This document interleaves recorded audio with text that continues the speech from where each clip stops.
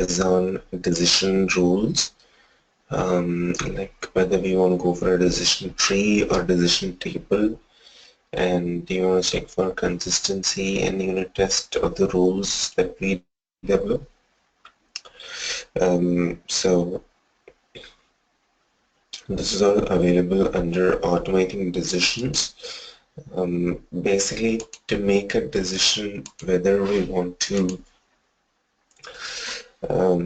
make it or not, make that particular decision or not, that is done using this automating decisions. So what this does is, this ensures that you have a decision tree, decision table, and different other decisioning rules available in Pega, which can probably give us the results that we want for a business conundrum or a business problem.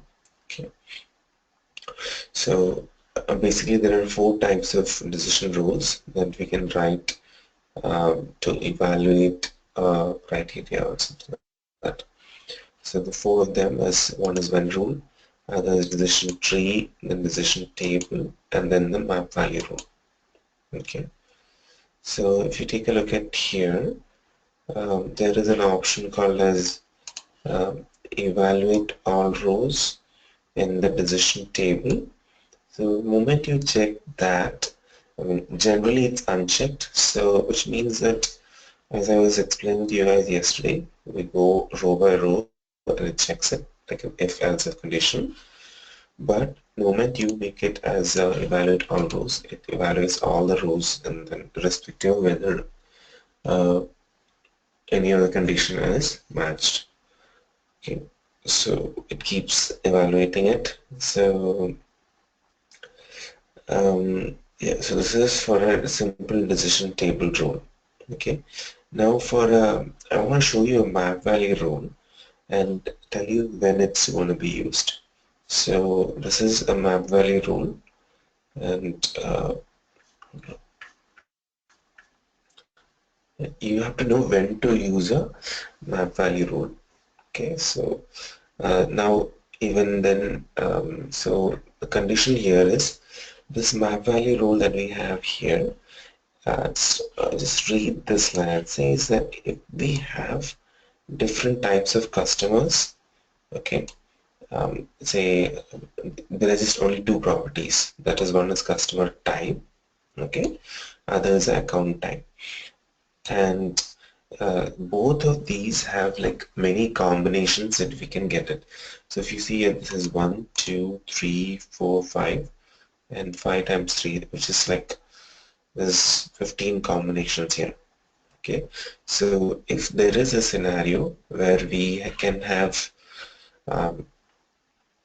different combinations of just maybe 1 or 2 properties, and each of them have different value sets, and when I say value set, this means the customer type has like these values, and similarly account type also has these values.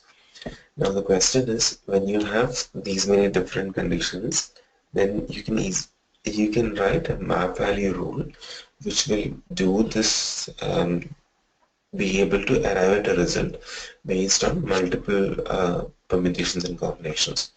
So if you see here, this is 1 and we get 1 result. When we say here, we get 1 result. Similarly here, we get 1 result. And this, you see, you have many options here. And it's exactly like you can say it's more like a matrix, like a proper matrix, which has like maybe 2 inputs, a row and a column, and you have a result there on each of the cells.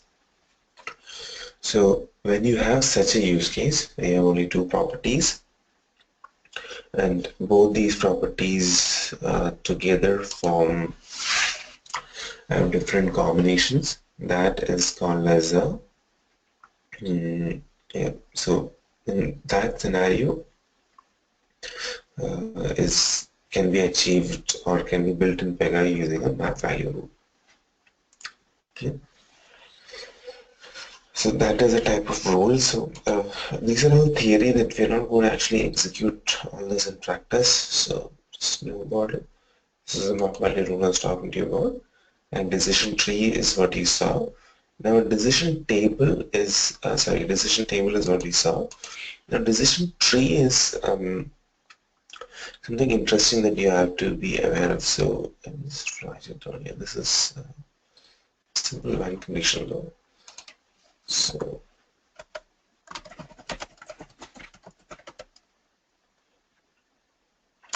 yes, so the thing with decision tree is you have this option to you have an option for writing complex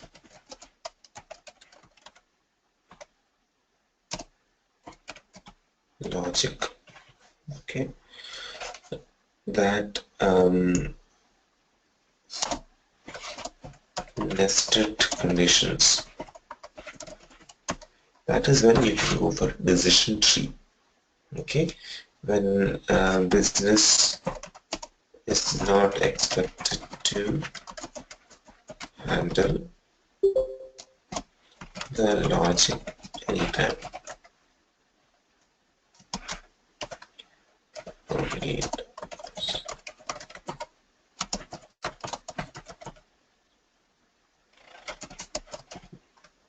See, the reason I'm saying that is because decision tables can be delegated where you expect the business person to do some work, but here you don't want that to happen. So let's just take a look at a decision tree.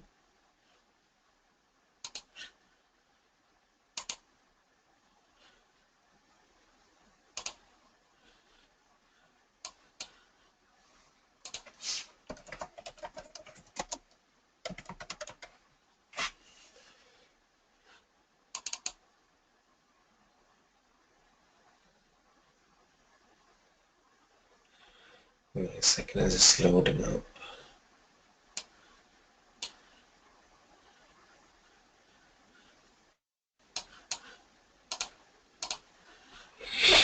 Yeah, so if you see here, yeah, so if you, this is the one for a decision tree actually.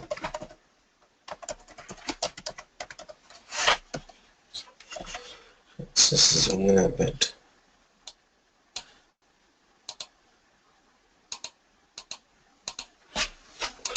Yeah, so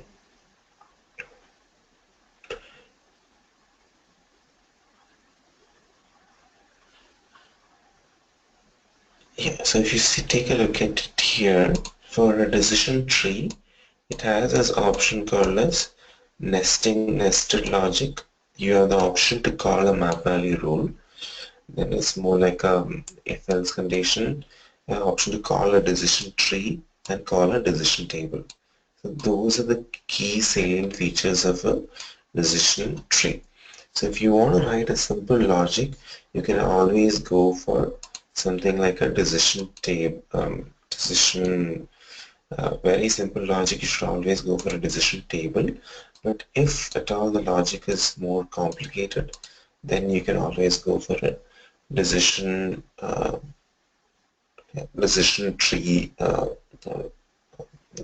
Decision tree actually. So if the logic is if you're familiar with any other programming language and you want to achieve a similar thing in Pega, so you should always go for a decision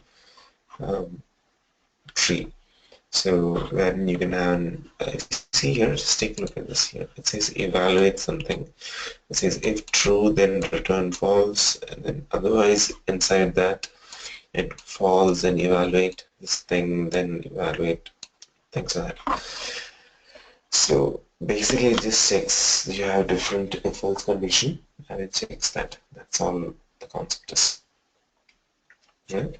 So now yeah, then you should be aware, even from a interview standpoint, this is always asked, that if you have a decision table, what are the different options that are there? Like you have a nesting logic, call map value, call decision table, call decision tree, and then if-else condition.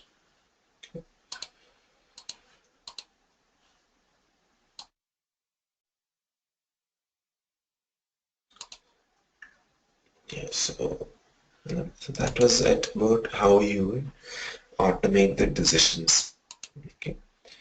Now, yeah, yeah. Now what we're going to do is we're going to create, we're going to learn about reports. Okay, and so how that's going to be used. Basically, I want to build. I have some exercise around this. This is pretty important exercise to do. So you have the list of some cases that are available. So and there is one application, one report that we need to build that shows list of all 𝐿 cases created by this admin at the rate 𝐴IG. Then it shows create a report that shows a chart that displays count of cases created by each operator. Okay. Now, important thing about reports is that the reports have a pre-configured template in the application, which is called as a PY default report. And this template is useful because of the fact that from the manager portal as well, we can create report. So we don't essentially need to have developer portal access to create reports. The manager also has a capability to create reports. Okay, so I think you guys already know how to create it from the Designer Studio. If you had seen if you've done the support request application that I asked you to do in the starting, in that we do create reports from the Designer Studio. Now, we are going to create business user reports and configure them, probably build these two reports. That we're going to do it from the Designer Studio. Okay, so let's log in as a manager.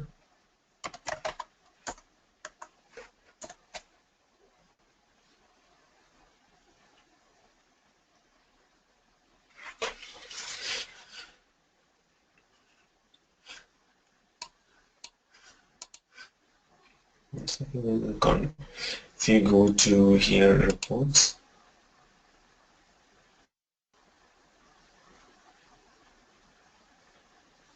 so if you observe here, we have a couple of things. Like we have one is called the public categories, okay, and you have some like private categories here. And then we're shown here recent reports, or if you just click on this all reports, it shows us all the reports that are there in this. Now you have an option to create a category for the reports. So by default there are a lot of categories already available. So you can, as a first step, I would recommend like let's create a category. So what this does is this creates we can keep something like our own private reports unless you want to make it public. In that way you can group it separately. So let's create our own category. So we can call it like case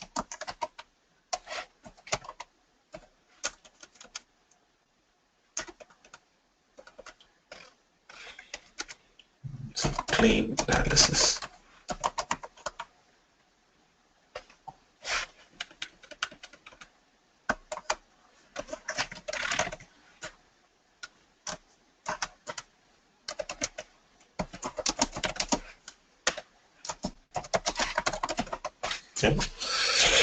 And I'm going to call it private category,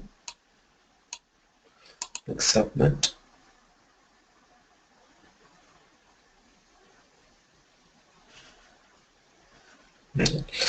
So you add a report. So here we can say the report should be on the life insurance claim or whatever. So as now, remember our requirement that we were supposed to create was shows here, create a report that shows list of all L claims created by admin@AIG operator. Okay, so what I'm going to give here is, let's say this is life insurance claim. Okay, and I'll create a list report.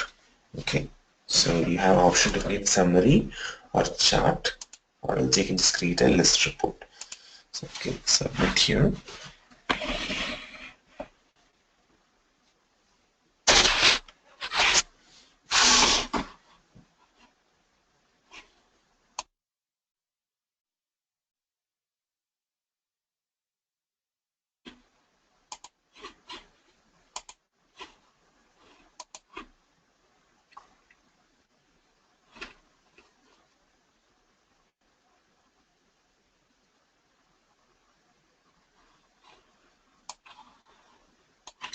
Right, and the other report that we have to create is to show a chart which we will develop from the design studio. Okay. Right, so if you see here, this is how business is expected to create the reports. So they can see here all the properties, and you have the option to drag and drop different filters and all those things. So as of now, I'll remove the filters. Let's say I'm okay with that. Let's say this is unresolved work. So currently, if you see here, you have a label with the ID entered on and work status. Okay, so let's search for create operator here. Let's say create operator name. So all that you need to do is click on it and drag it all the way here. Or we wanted it to be created by admin@AIG. So we'll put it as a filter condition. Okay, it says create operator name is equivalent to, I can select the value as well. So say administrator, apply changes. Then what else I can give? I think I can give my create date time, which is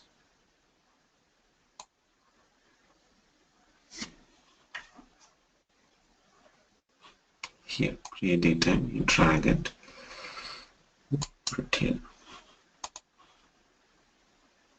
So say add column, uses time interval. So just say date. Okay, submit. So it shows a day of this create date time. Okay, so label is something we don't want. So but by default the label is there.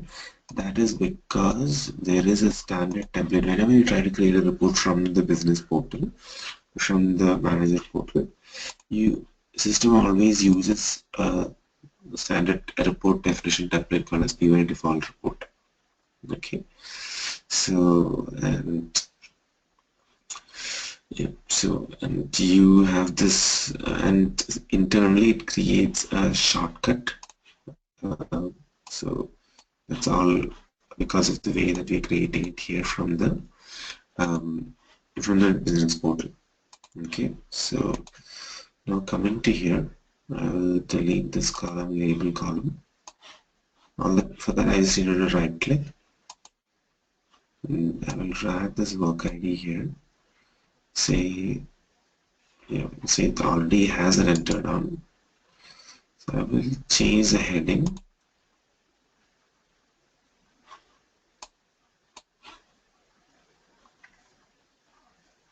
It says that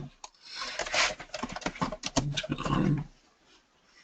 So apply changes, and I will remove this entered on from here. I have work status. Right? Now all that you need to do now is just save this report. So if you see here, you see the name also has come by default report 1. Okay, so report name is L claim cases by admin. Okay, you can give a title, life insurance claims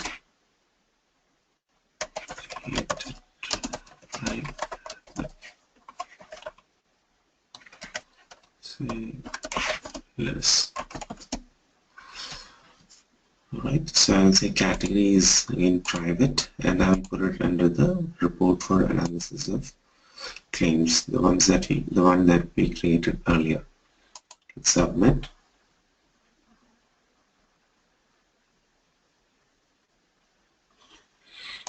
Alright, so you can put it on reports.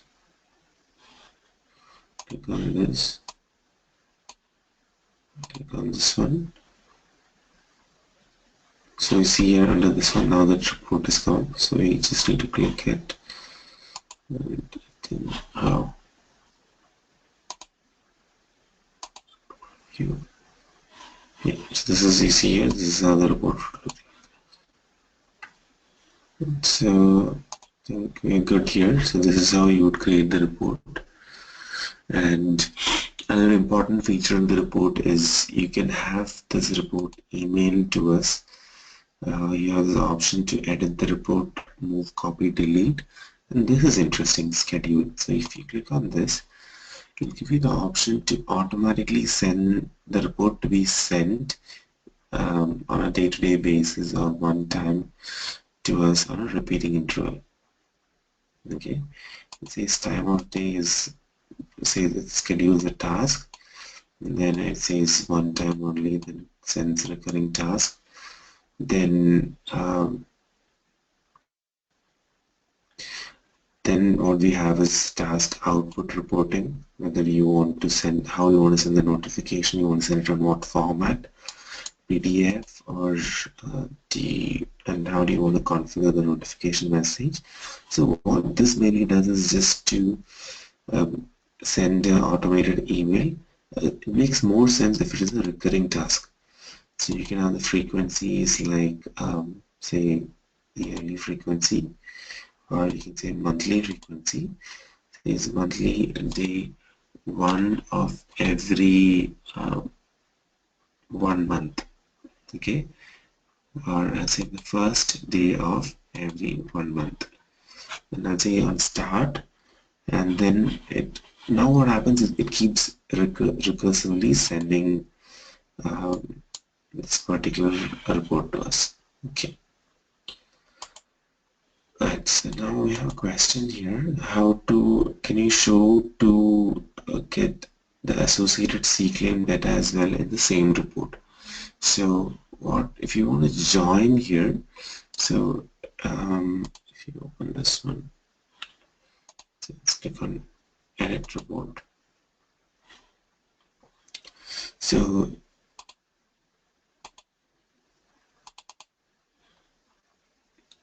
yeah, so don't think directly you have this option to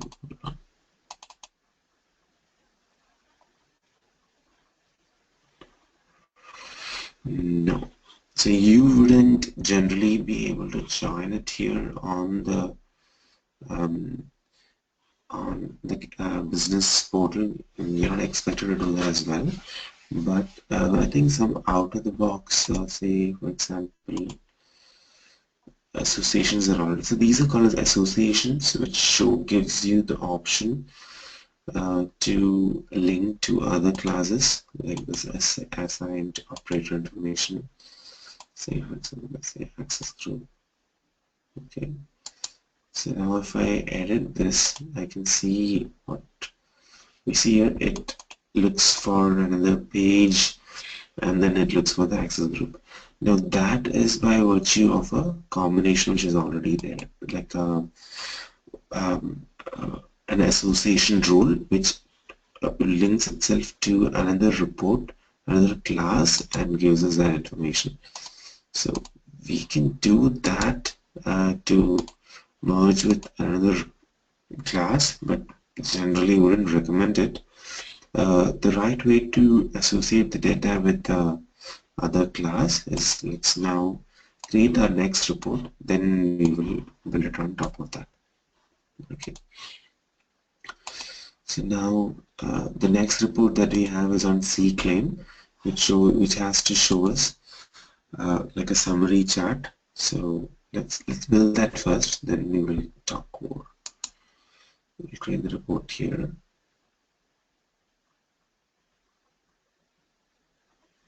Say report definition.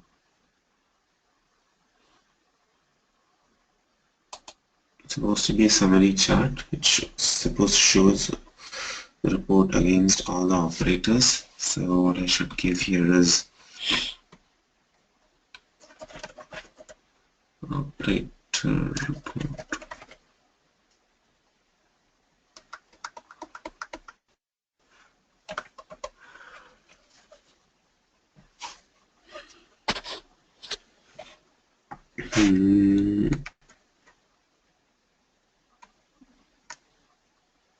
It's a good name for this. Let's create the report definition again.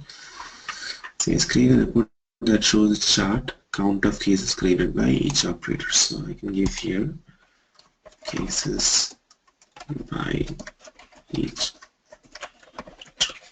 Okay. Now create an open.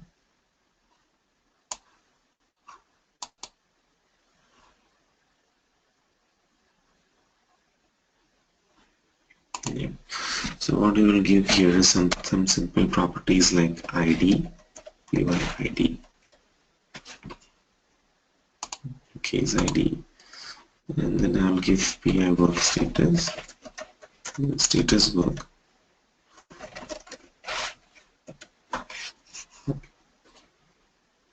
And now I have to create a property. I use a property Pega create operator. Okay. Now what's important to notice here is the Pega create operator. We have a column called as summarize here. This is pretty crucial, right? So this is where you have the if you've written simple SQL statements, know that this is supposed to show here for the summarize option.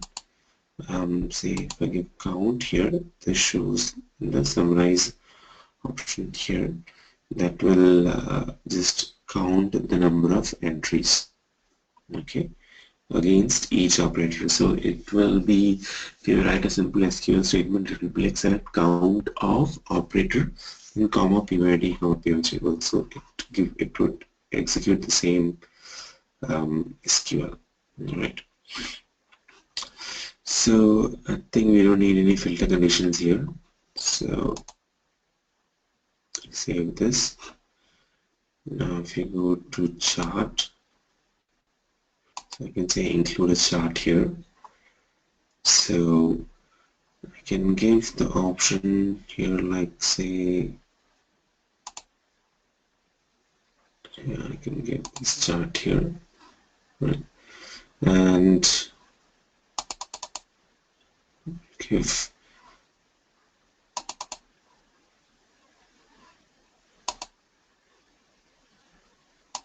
say work status, or I'll give create operator here, and then okay, work status here.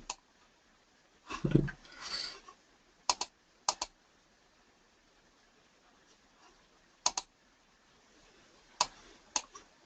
So let's run this report.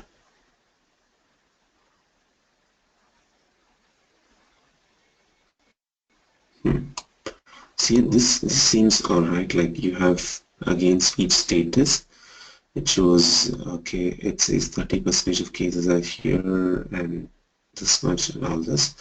But if you see here, this doesn't seem right.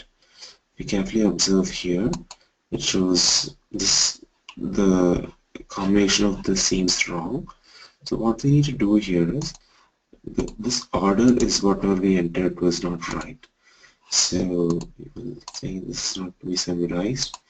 We'll enter this, order this to the top, okay, and then we will try to summarize based count of the case IDs is what we will take now, okay, because we want to ensure that against each create operator we can see what are the count of case IDs that are there under this name. Okay. So let's go to the chart as well and modify this. See, create column for the chart data access.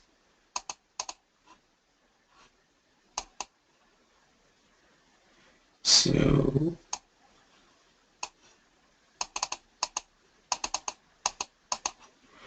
we'll make it create operator itself here.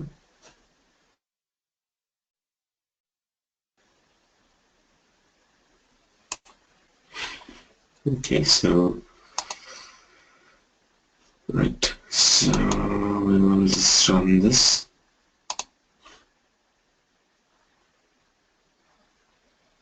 Yeah, so because we know that all the cases apparently are created by admin, so it makes a little bit more sense. But if you take a look at it here, it shows now grouped by the work status. So if you expand this, in the work status you see here it shows create operator, and then it shows like this. Let the manager also create a case. Okay, so that the data is more distributed.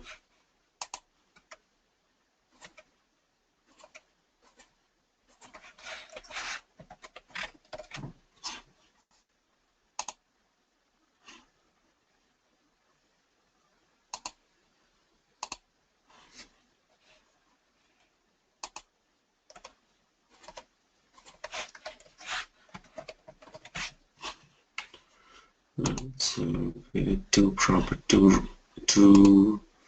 reports here. Let's refresh this report.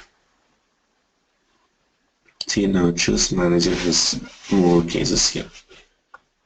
Okay.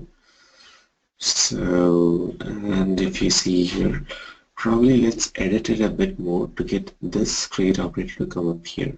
So for that, we can just go to the query here, and we'll select the sort order of this as, we'll just swap the sort order, so 1 minus 23. Okay, let's change that, and now we run the report. See, this looks more neat, right? So under the create operator here, we expand this. So it's okay. This is the work status that he has. Now he has totally 39 cases, out of which 4 are here, and I think anything has been resolved yet. So although under manager, we can see pending fulfillments. Now interestingly, you can even drill down as well. So you click on this, so it shows more details about that particular case. Okay,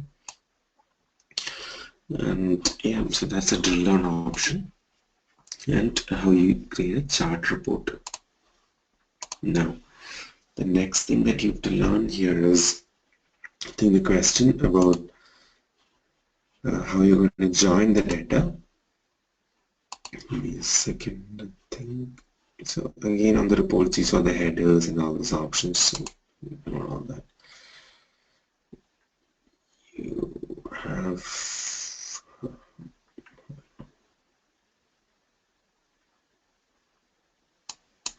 even on the reports we can use this calculation emulator to join basically join two columns, not separate entries.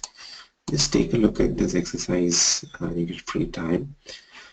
So you have this option to merge two columns and not merge two tables. So if you see, you can concatenate two values, which I've done here. So say, for example, here it says, yeah, and you can run the report definition and it concatenates like this. So I put like ID concatenated by the status work just for some time, but this is all that you need to do. It's a pretty simple configuration. Just try it out. Now, yeah, now going forward, now the option that we have here is, yeah, so let's first do the join. Say, for example, we want to join with the 𝐂𝐸 claim So for the L claim, because C claim is the parent, so we want to get even the child case information. For that, you can do a class join. So there are particular reasons why you should use this particular type of join. So declarative index join, I think we learned about declare index. So that is just a virtue of that. But if you, the question now is whether when you want to go for a sub report or is a simple join, this simple class join here. So keep in mind that sub reports are to be used when there is some complex calculations on the report. Okay, and you just want to get the result and you want to join it here, then you can use a sub report. But if your intention is just to have a join with another class and get those properties, you can go for a class join. Okay, and our intention is just that we aren't making any calculation or anything on that particular other class. Alright, so the prefix here is CVKC and claim. Say I claim one process work hyphen I claim, and I will say include matching rows, and I can give an edit condition here. So the column source for this is, I think, on the left hand side. So we can say P X cover minus key, which is the cover object key, and that should be equivalent to the PZ minus key.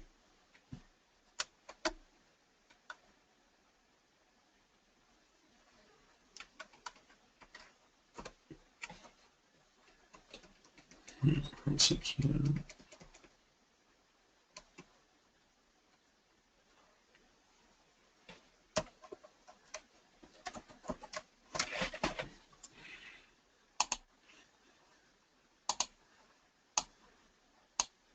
Okay, so I have a small doubt, which because if you see here, the doubt is that if you click on the edit conditions, this column is referencing to which condition there. So I think the left hand side is for the L claim and this is for the C claim. Like this is the current report and this is the other class. So let's just cross check that.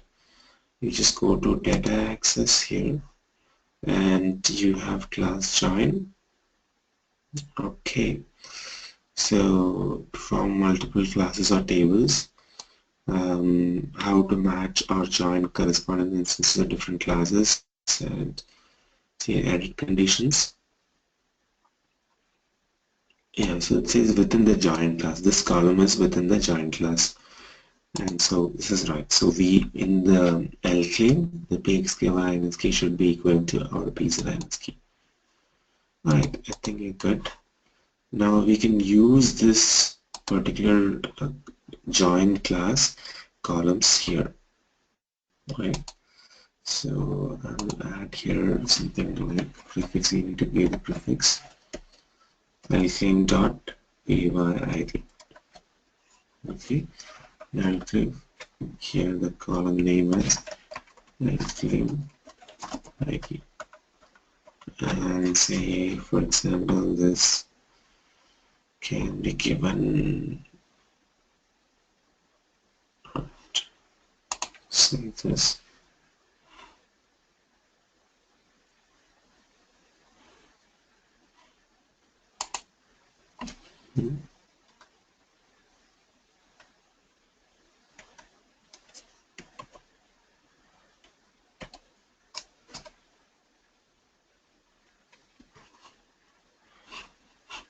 I think let's remove the summarization of this one because we're going to join it, and then let's try the claim.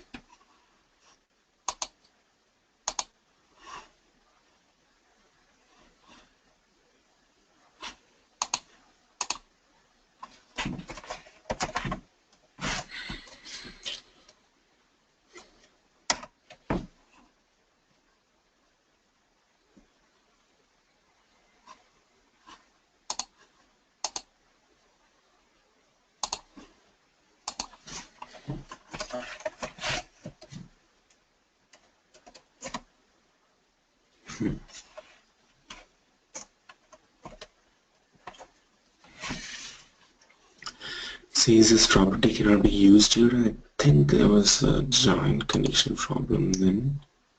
Says please cover as key. Okay.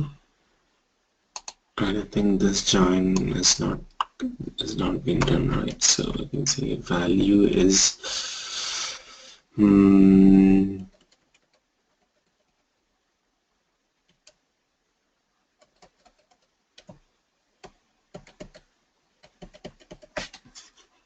say all matches, and then let's search for our property there.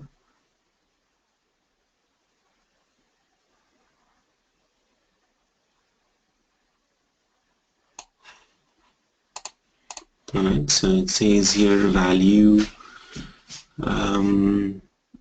it says select the property, and then that says the reports applies to class.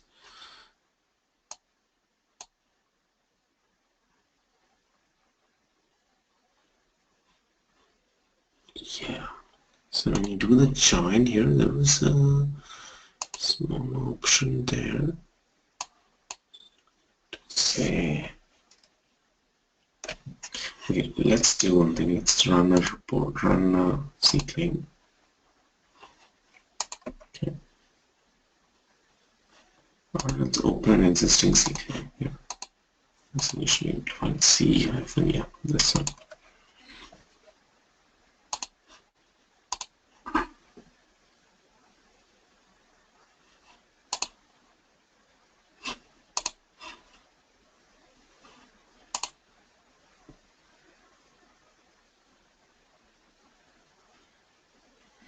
Alright, now here if you click on actions, so add verb, and then you create the 𝐿_claim case here.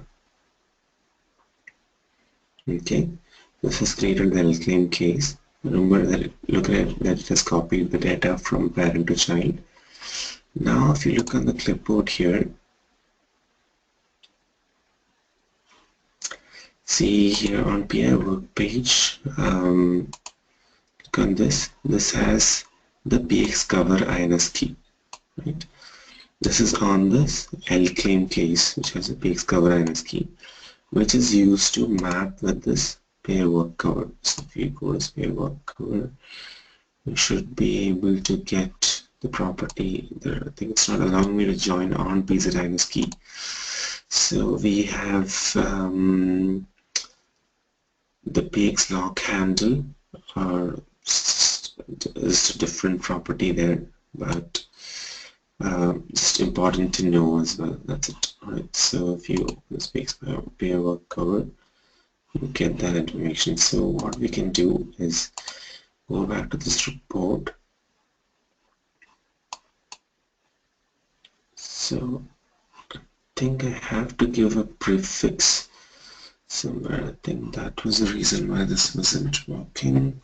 Say for example, now I hard code a value. Okay, select this one.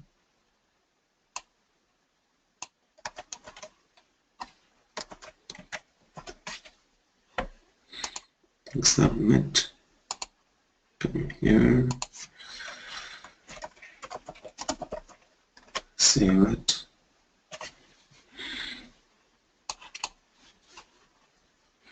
And I think I know what this problem is. I've seen this error earlier. Hold on, go to the access.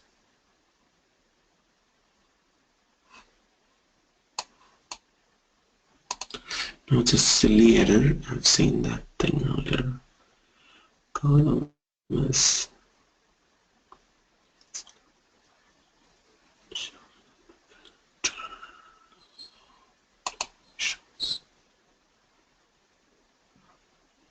give me a second. I think I made a mistake.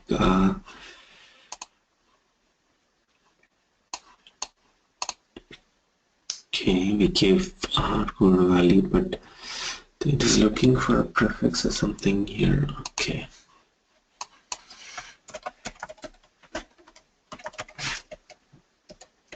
Yeah, so I'll claim dot. And I say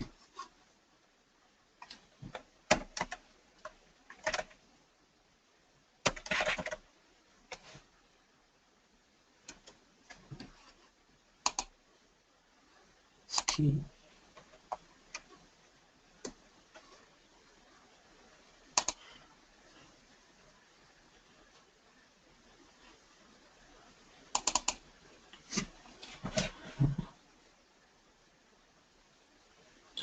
There's a filter condition.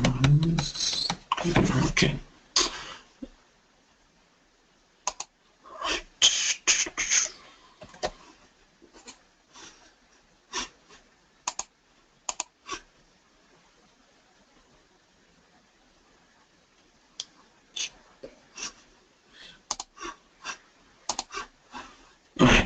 Give me a second. I know where to look for this.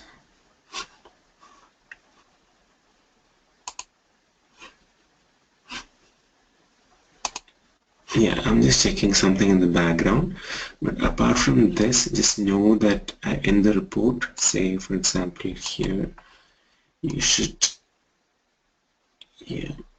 be able to get additional options in the report.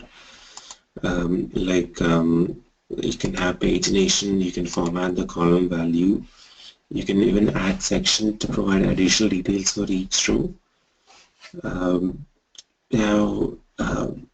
Now what's important here is this option here. These are all like mostly just read-only number of rows you can retrieve, what's the maximum elapsed time in seconds, the number of rows to export, and things like that. But this one is pretty important, custom SQL functions. So if what this does is this gives you the option to write a simple SQL function with the case and logic. You can basically come to a result here and show that in our report. So say here on this one, remember I just spoken to you about this one where you have an expression builder, calculation builder, and here we are selecting a function and then we are concatenating it. So similarly, we can create our own functions to do that formatting or just to calculate a value, and that is done using this SQL function, standard SQL function. Right? So how to see that is if you click on Designer Studio, then you are importing their components, and then you have SQL functions. Right? So you have Designer Studio, under reporting, your components, and then you have the SQL functions. So here you have the list here under SQL functions, and you will get the stack here. Okay, so you see all these ones, so we will open that and check some of them, but SQL functions are pretty advanced topics. Actually, just to go through this PDF link, it is a very good step on how to I can just open it right away.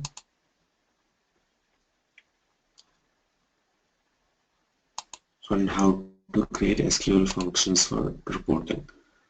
So if you see here, you have so this is the one that I was talking about, and you see here it comes up in this function builder here. So you can write your own fragment putting a simple case and logic.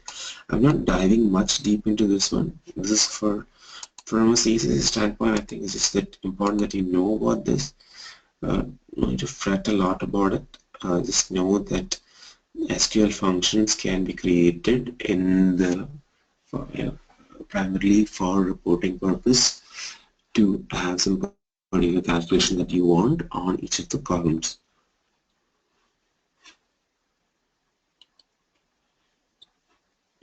Now let's just take a look at the other problem.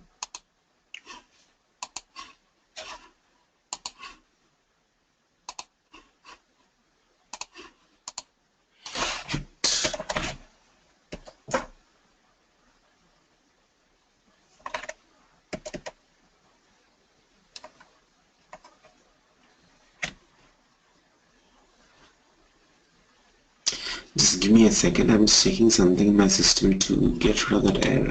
I've seen that error earlier. I've actually forgot what was the solution for that. Let's check that. It's just right here.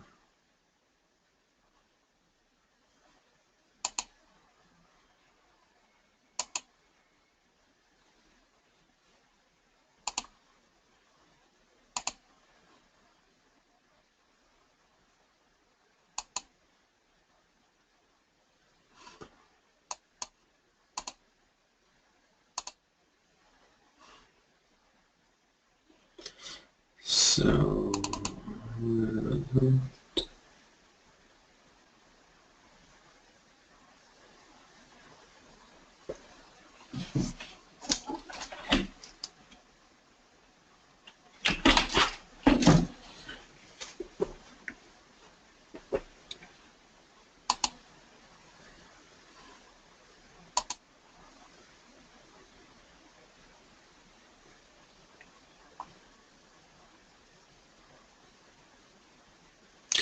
yeah, even, but okay, it should be only 2 characters. I don't think that it should just allow that. Okay, yeah, I think that's a problem. I just checked it in my system as well, and yeah, I used it in the column name, but remember that was the first thing that I did earlier. But apparently, for some reason, I think yeah, it should be only 2 characters. I think. That's never noted anywhere. I always make that mistake. Give me a second.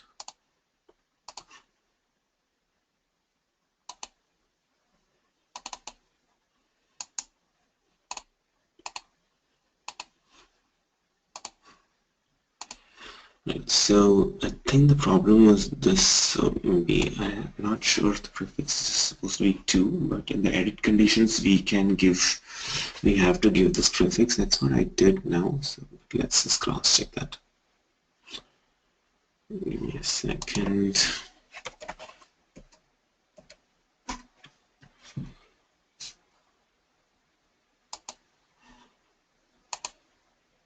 It's starting up, give me a second.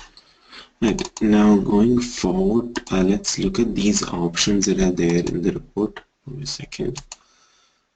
So yeah, so just we'll take a look at these different options that are available for the standard SQL functions. So it's primarily important things about report. Hold on, let's refresh this.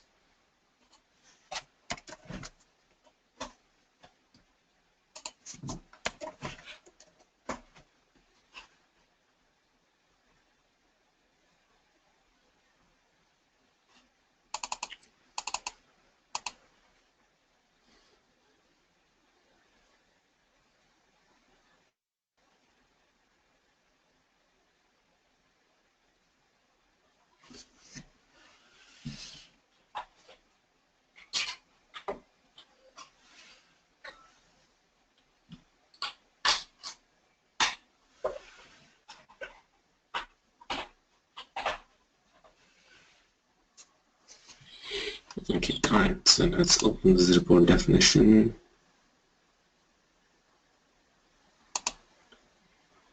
And here now if you go to this data access, there's LC, and here as well I think you have to put LC dot peaks cover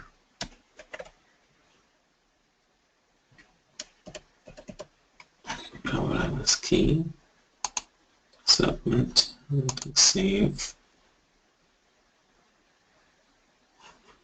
Now if you go here, I should have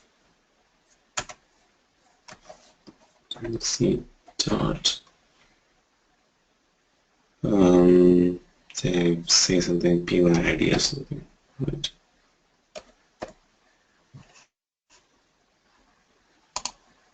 Yeah, the problem was that it should just be 2 characters. Yeah, thanks for pointing that out. Actually, every time I make this mistake, I keep forgetting as well. Same case, I click save. Huh. Why is this trouble now? It's not filter name. Oh, I think it's here. For example,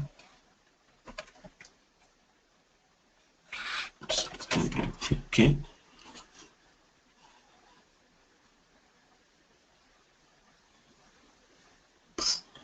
What does it? It's not a valid property. Why so?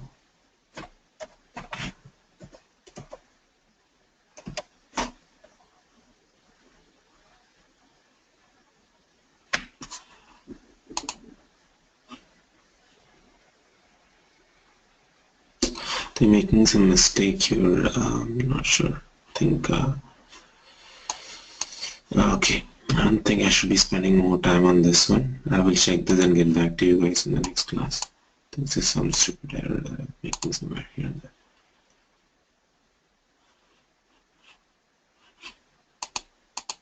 And this is used on the data access here. It's breaking for some reason. Alright, I think that's an additional question wasn't intended to be covered. But if you had to join it, this is the way to do it. But there is some mistake that I'm doing on the configuration. Sorry about that. I will check this and get back to you guys in the next class. Alright, now let's look at the other options that are available in the report. So if you see here the report, you have different report actions. You have option for drill down. You can optionally ensure that we can disable this drill down, or that is here. You can have other options like edit report, export to PDF, Excel, and all this. All this can be controlled. Now what's even more interesting is these options here. So the data access settings, number of rows you can retrieve, the maximum elapsed time in seconds, the number of rows to export, maximum elapsed time in seconds for export, all these options. Right. So those are again the different options that are available here on the report. And let's take a look at the SQL function. So for that you need to come here. I think it's under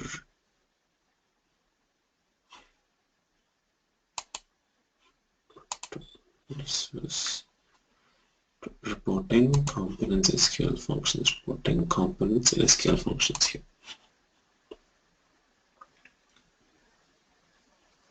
So you try to take a look at the SQL functions available in the reports.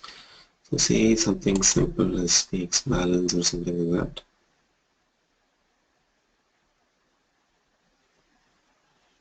So keep in mind that all these reports have the condition, function rules that we're creating, that they all should reside under embed-user function class, which is a mandatory class.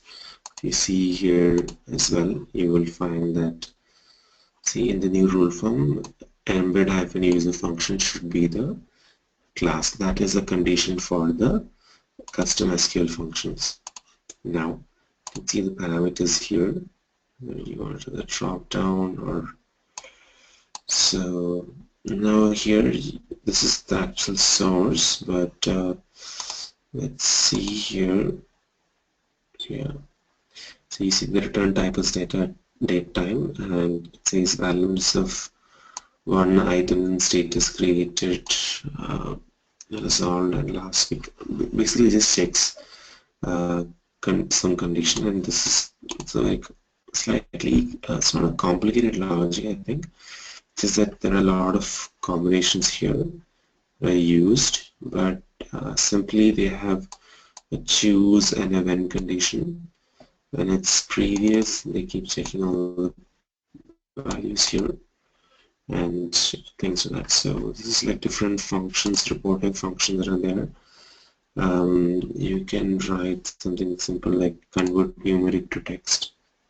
Okay, and it says it strips some of the property values, and then it converts it to just text. Okay, so those are just again different options that are available that you can put on the source. Yeah, so just those are other reporting options that are available, right? Okay, this error I will get back to you. I think the join condition, some silly error is being made. Alright, now a couple more things that I want to cover with you guys today. Just hold on for a second.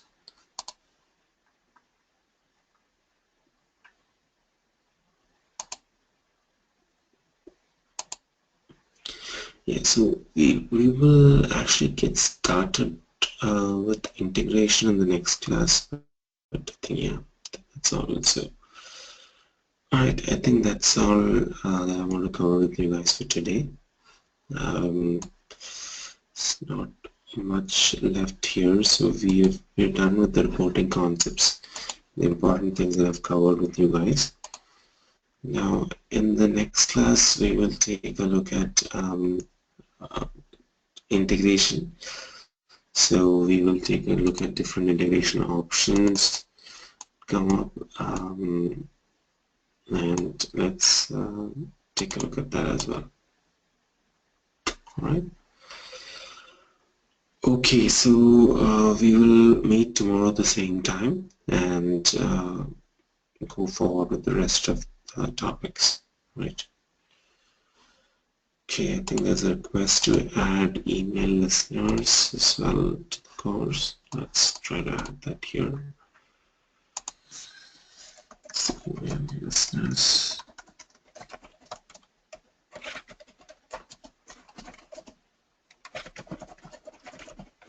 Okay.